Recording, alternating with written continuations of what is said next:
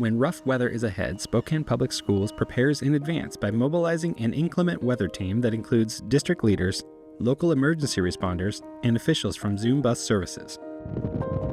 The morning winter weather hits, transportation supervisors start driving school bus routes on the north and south sides of Spokane around 3 a.m., reporting what they see back to district leaders.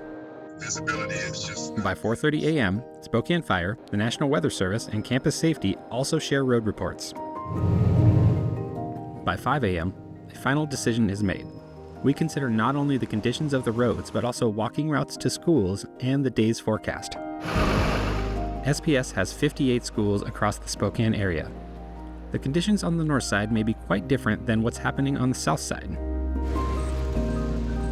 We always urge parents and guardians to consider the conditions of their own neighborhoods in deciding whether to keep a student home.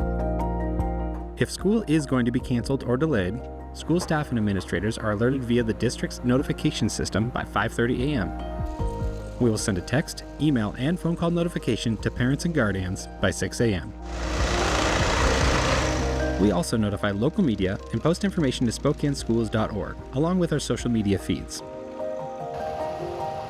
If you do not receive an alert from us by 6 a.m., you can be assured that school is scheduled to begin on time as usual. It's our job to have school. For thousands of students, school is the safest place to be during bad weather.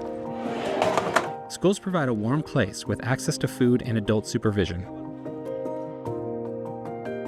When deciding whether to close or delay school, safety is our chief concern. We appreciate your patience as we weigh what's happening.